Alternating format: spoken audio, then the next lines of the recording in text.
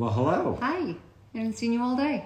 So nice to see you. So nice to see you. The day after our anniversary, we actually had an anniversary week. We did. And it was great fun, and we had a surprise visit from our college child. Yes. And that was really fun. It was awesome. So that sort of made the weekend extra special, at least for me.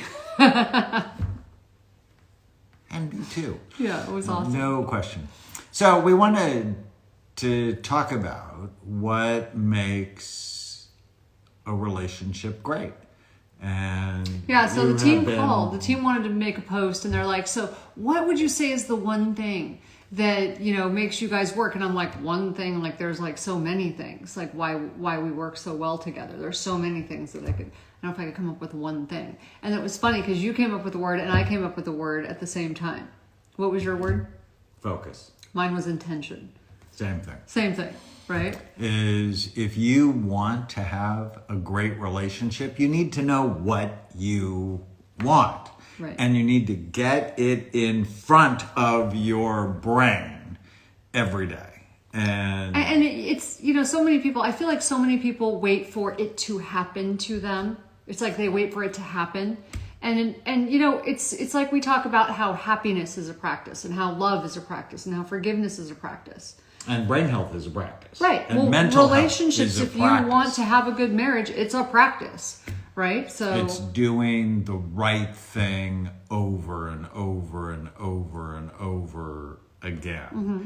And the right thing is intention. It starts with that I know I want a kind, caring, loving, supportive, passionate relationship.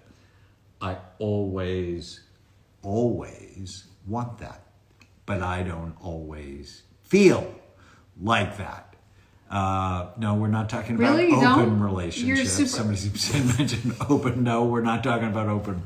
That would not work. No, it would not work. I would not have a kind, caring, loving, supportive, passionate. I can't threaten him on Instagram, but that would not work. My team already knows. If I'm dead, I didn't do it. But he deserved it. So.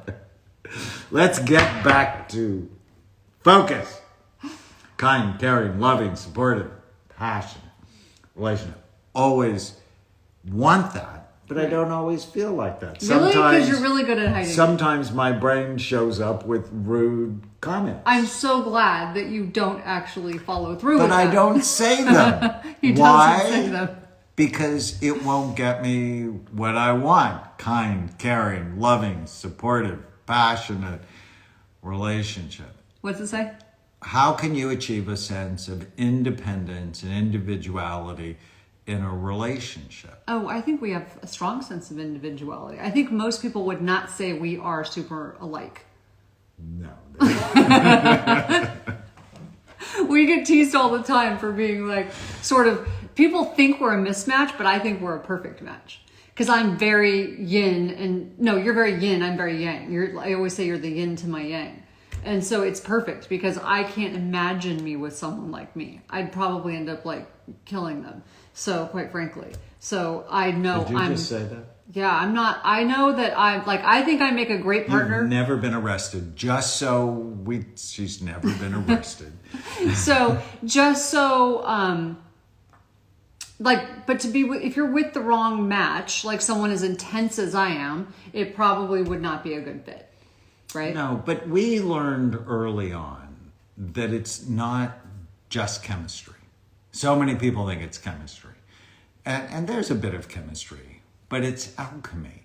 It's what you create. And as a psychiatrist, one of the early lessons in my career, people always say it takes two to make a great relationship. And I'm like, no, it takes one. Because I know if I show up and I act like a jerk, I'll ruin the relationship. I also know that if I show up and say something nice to you, you're just much more likely to be nice to me. Absolutely. That this is not a 50-50 sort of relationship. No, it's 100-100. That we're both responsible. Now, some of you are in terrible marriages because you're married to an addict, or you're married to someone whose brain isn't right. Or That's who's why we super have controlling. Amen clinics, so that we can optimize people's brains, because when your brain is better, your relationship is better. And when we first met, January 1st, 2006, well, by January 23rd, I had scanned you because I'm like, I love this girl. She is so beautiful. And we should So tell smart. people the truth. It was hard for me because I was in a really hard place in my life. It didn't just like it wasn't just like, oh, we met and everything just like from day one was perfect. Like, no, I mean, he was amazing, but which is part of why we're together now. Because you were so understanding and so patient, but I was going through a hard time. And so it didn't just, everything just happened. Like, it took time, and I write about it in my book. So, but because we worked at it, we're here because we wanted it to happen. And I think one of the secrets was not only kindness, is I gave you space. I didn't pressure you to be what I wanted early. You were not controlling. It wasn't my way or the highway. Right. I knew how special you were, and I knew you'd been hurt. I'd been hurt in the past, and someone tried to pressure me to be the person they wanted when they wanted, and that caused me to go away. Right. And it broke my heart. But so when I saw you struggling, it was not, let me push you into what because nobody pushes you. And just that space allowed you to go away and then come back. And then you say publicly, the only way you're running is if you're chasing So if I'm chasing him, yes. And someone mentioned, how do you maintain individuality? I think one thing, and it's one thing we have a lot of, is trust. I mean, we joke around a lot about, all these things, but the truth is we have trust. I go on vacations with Chloe sometimes, or my mom or whatever. I can go away. I can do my own thing. You travel for business. We have our own sense of self. We would rather be together. I mean, we actually are together a lot, but it's not like we can't ever do those things. Like, I'm super interested in sort of wilderness survival stuff and, martial arts and things. He has no interest in camping and doing all that. None. I was in the Army for 10 years. I'm like, why? Yeah, I love it. So you he's got want to be in no a tent interest. when there's a very nice hotel. Right. And so I just think it's super cool. But but those are things we do that are different, right? And so but we respect each other enough and we trust each other enough to support each other in that. So what I want you to do is write down what you want in your relationship. So it starts with intention. Yeah. And then it's a daily practice to focus on it and ask yourself this one question. Is my behavior getting me what I want? Mm-hmm. You have to tell your brain what you want. Because if you don't know, your brain's going to come up with all sorts of craziness. Crazy things to say, crazy things to do. And that's not going to get you what you want in your relationships, your work, your money, your physical, emotional, spiritual health. I don't have my contacts in. What are some of the comments? OC California girl, currently living in New Zealand. I love that. Thank you for all the help for all of us ADHD women. Yep. So awesome. Awesome. Speaking of ADHD, we have a visitor. Come here. Say hi. I don't even think his brain is big enough to have ADD. Oh, no, he's totally an ADD cat. We love this cat. So, one question, when do we get more podcasts? We're working on it. We took the summer off, but we're working on rebooting. We're going to reboot the whole thing. Go to brainwarriorswaypodcast.com. There's 888 podcasts there. Have you watched all of them? That person who asked, when do we get more podcasts? Have you actually watched all of them? That's How long impressive. have we been together? 16 years. I Married worked for for 13. Wynn Claybaugh, and you spoke at the summit, and we loved you. Well, thank you so much. I love Wynn and Wynn's message so much. My goodness, I love all I of know, this. this I'm is doing great. your brain course module 1 done. Excellent. Awesome. All right. So what else do you have to say besides you love me and I So love you back? much. So much. So what's the next 16 years going to be like? You know, that's funny because everyone knows by now how much I struggled when Chloe went to college. It was just really hard for me. So any empty nesters out there who are struggling, I understand. It was harder than I even thought it was going to be. And then all of a sudden I felt a shift. She came home this weekend and I felt this shift. I'm like, she's got this. She's got this new life. She's got it. She's doing it well. And so my new role is to be her consultant, and I felt myself sort of shift into that place, and I felt myself relax, and I felt a sense of peace. And so now I'm opening up to this idea of like, what's next? Taking care of me. Right. Hello. No, I'm saying like this is like the new thing. It's like, what's next? We're gonna like have this whole new time in our lives. Oh, it's funny. Is there anything you dislike about each other?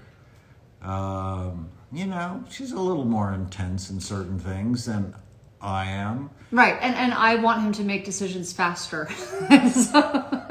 But we know that we're not like that. So I know his process. I know he makes, decisions like he needs time, and I love his stability. So I appreciate the stability that he brings to the relationship. So I know that that's just part of it. So whenever I have that thought, I want him to make decisions faster about things. Then I'm like, is that true? Because I really like the stability that goes along with. I sort of wish you would watch Pollyanna more with me. Oh my gosh. If I watch Pollyanna one more time. Or Beauty and the Beast. One more time for either one of those. Okay, I'll tell you what. I'll watch Pollyanna again if you watch Taken with me again. Oh, I love Taken. Okay, so it's a deal then. Okay. Well, you got to watch it with me twice then. No. See, this is the negotiation I've got. I'm struggling with my partner as I feel her energy brings me down and doesn't raise me. I do a lot of meditation, intention, journaling, and it feels like it's not right. So we have both been with partners that didn't fit, and that's hard. It's hard. But I find if I can be the change, if I can do the right things for me and put the intention out. So if things are struggling with your partner, one of the first things I recommend is sit down and write down what you want. Mm-hmm. Ask each other, what do you want? And see if you actually want the same things. Kind, caring, loving, supportive, passionate. Right. And then go, well, what is it I can do today? You often talk about responsibility and how that changed your life. Yep, the ability to respond. So when you take responsibility for your relationship, for your situation you're in, it doesn't mean you take the blame. It doesn't mean you're at fault for something that happened in the past necessarily. What it means is you put yourself in the driver's seat. You are now in a position where you have the ability to respond, which gives you the opportunity to make a difference and change the outcome. And that is true in a relationship as much as it is in any other situation. So taking responsibility for your relationship, taking responsibility if you think things are boring, or if you think that they're stagnant, or if you think your sex life is, not going well, taking responsibility for that is really important, so that you aren't just sitting there going, they don't do this, they don't do that. Well, what are you doing? And energy is an interesting thing. I understand that if you're in a bad relationship, that's, where you just really don't get along with someone. But like, we have very different energy. And at the same time, it's very comforting to me. So I think sometimes how you see it, or how you're able to, I like your word, alchemy, because how you're able to nurture it is important. Because like I said, me being with someone like me probably would not be a good fit, quite honestly. It just wouldn't be a good fit. I'm so intense. I know I'm intense. And the minute you walk in the room, or the minute I'm with you, there's this sense of like everything's going to be okay. Like I know it's just going to be okay. And so it gives me this peace. And then I find myself sort of relaxing and coming down. That's a good fit, right? Even though we're very opposite. Well, and what's coming up in my head is, how's your partner's thyroid? That, as somebody with thyroid cancer, Who's you been through really thyroid know. or hormones. And, people fall in love when they're often at one hormonal stage. Right. Where hormones are percolating.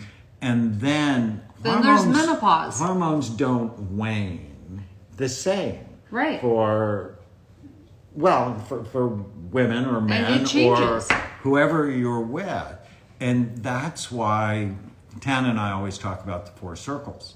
That if you really want to understand yourself and your partner, what's the biology? I think that's one of the big differences we do at Amen Clinics is we want to look at your hormones. We want to look at your brain. We want to look at the physical functioning of your bodies. Mm-hmm. Because if they're not right, this, you're not right. Absolutely. And then there's your mind. If you're filled with ants, automatic negative thoughts, your mind's not right. And that can damage a relationship. I can't believe all the patients I see, no one ever taught them not to believe every stupid thing they think. And so getting your brain right, I remember when we were first together, I introduced you to my friend Byron Katie. Transformational, not to believe every stupid thing you think. And then the social relationships, like I knew it was going to be stressful for you when Chloe went away, so I took time off. He was amazing. Because I know I needed to put into the relationship to help you have a softer landing from the pain of her going away. And ultimately, there's this spiritual circle. Just why the heck do you care? Why are you on the planet? What is your deepest sense of meaning and purpose? All of these things are critical, but it starts with the one thing. Yeah. Intention. What do you want? Is your behavior getting you what you want, or is your behavior damaging what you want? You get to choose, but you first have to tell your brain, what do you want? I want to love you forever.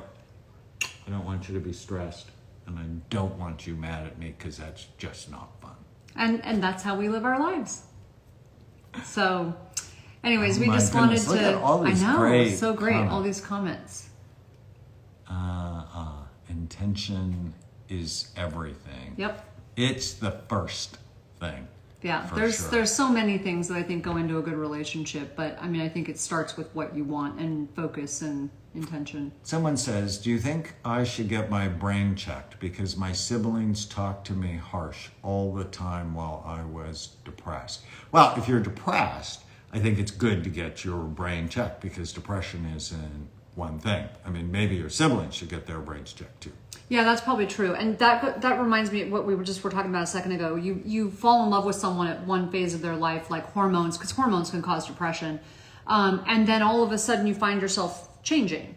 Like menopause. I'm at that age where, menopause is a real thing, and it's not a fun thing necessarily. But there are things you can do to make it better, for sure.